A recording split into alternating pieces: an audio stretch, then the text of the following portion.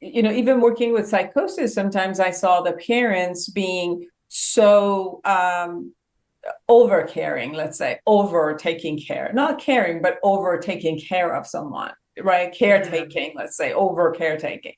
And the over caretaking would make the person non-functional, literally. And now they were 30 years of age, and the parents were becoming like, 70 or 60 and 70, no longer could do all of that. And now it's like the anxiety of what's going to happen with them when I'm no longer here.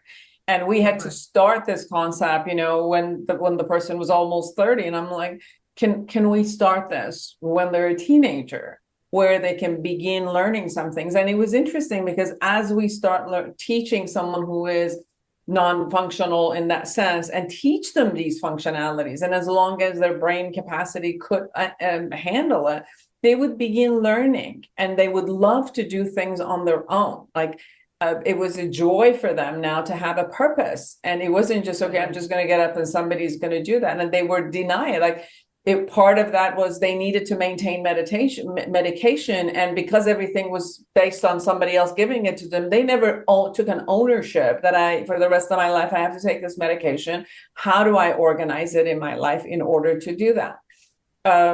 So, my push for autonomy as much as it's possible and making it possible has been one of the biggest,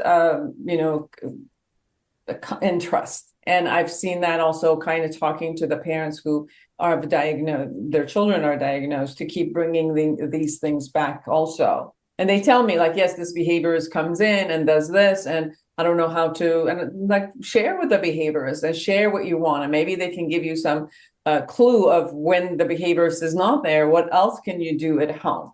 What are some of your thoughts about those? How can parents become a little bit more engaged in these areas of creation of agency and autonomy?